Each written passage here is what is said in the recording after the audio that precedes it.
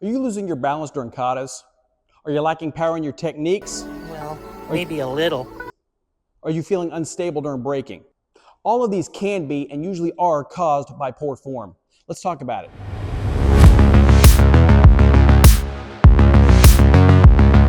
If you answered yes to any of these, you may have a form problem. Let's talk about a few of the major problems we see, and then a couple of the minor ones, particularly when kicking. That way we can optimize. My name is Optimus Prime. No, optimize. Sorry, my bad. Now I'm going to do this video out of uniform so that my gi doesn't cover up my body alignment or my foot positioning. Alright, so let's talk about the square duck. I know you're thinking, wait a minute, I didn't learn a square duck. You're right, you didn't learn it, but you might have developed it. Now, let me demonstrate. A square duck is when you step off to what's supposed to be a square horse and your feet flare out like that. Now, what this does, number one, it makes it really comfortable on your ankles, which is not what we want. Number two, I'll tell you why in a minute. Number two, it gives us a tipping point.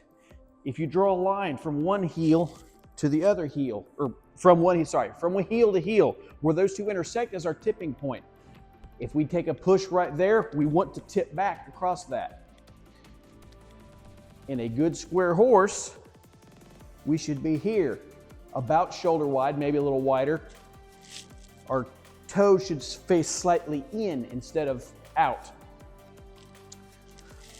We know we're in a good square horse when our knee is directly above our ankle. We should be able to take a staff on each side and be able to push our ankle and our knee against it on each side, just like that. Now, why should it be uncomfortable on your ankles? Because it's building your ankle. Your ankle is made up of a bunch of small joints. We need to build them up because any kick that you do where your foot is impacting on those little joints. So we use a square horse as an exercise stance, not only to practice our basics out of, but to also build those joints so that they're capable of withstanding those impacts. Now, a bad square horse will also cause instability when you're braking because as you drop, you're leaning back over your tipping point, which makes you fall away from your brake. And falling away from your brake is going to make you run out of power stroke well before you're able to complete one, especially when it's a one with a lot of material that you're braking.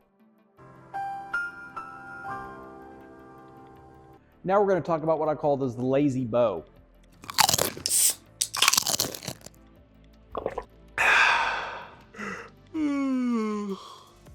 The lazy bow causes the most balance trouble in katas, and it also makes you lose power in any kind of dropping strike.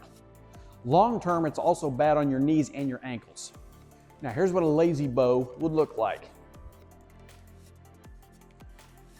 You're doing this right here. Knee pointing out, foot facing out. You're flexing your knee in sideways. You're flexing your ankle in sideways while you're punching at something on the ground like that. What? That can't be right. If you can see the alignment of my leg here, that is not ideal.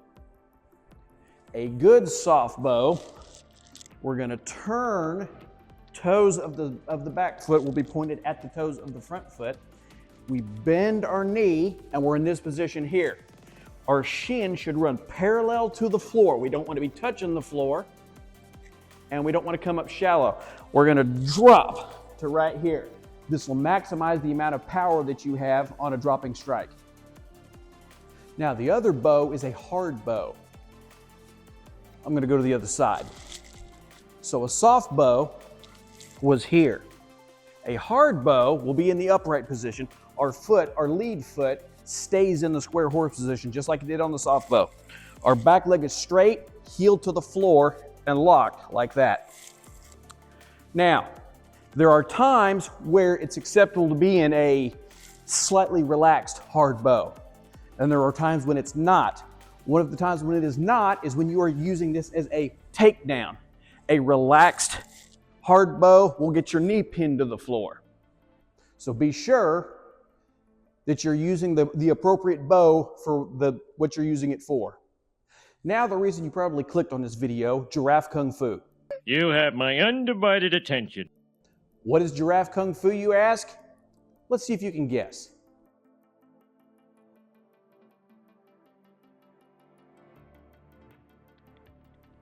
Yep, we all saw it. They don't like to bend their knees. Any student of mine has either heard me say or had me say to them, bend your knees, you're not a giraffe. Now, this is the lazy bow taken to the extreme, where you're actually hinging at your hips to try to throw strikes down to the ground instead of bending your legs. Now, this is going to completely minimize your power because you'll have no body weight dropping on it. And it's also really bad for your balance because your center line is now leaned over. And last, we want to talk about our foot position in kicks where we have our hip extended. Now, generally speaking, you're going to have kicks where your hips stay square in their position, such as a snap kick, rear kick, knife edge. Then you'll have kicks where your hips extend toward what you're kicking, such as a wheel, a side, even a spinning reap. All of those, as the kick is being thrown, the hip turns and extends out. The important part on this is to make sure that your support foot is in the right position to allow you to extend it without tipping over. If we're looking at my feet here, we notice we only have toes on one end of our foot. You are 100% right about that. The toes are what help us maintain balance. So, as we lean to extend a kick out, or extend our hip out as we throw this kick out, as we lean back, we want our foot to rotate, our support foot, so that our toes are helping us stay upright and keep our balance. If you are extending one of these kicks out and you're trying to lean over the edge of your foot, you're going to lose your balance, especially as you get higher. So start applying this to your form and see if you notice you're making any of these mistakes. If you make these corrections, you'll see yourself improve very quickly. If you're not sure if your own form is correct, ask your instructor. They'll look at you and tell you how they look. Think about that. See ya.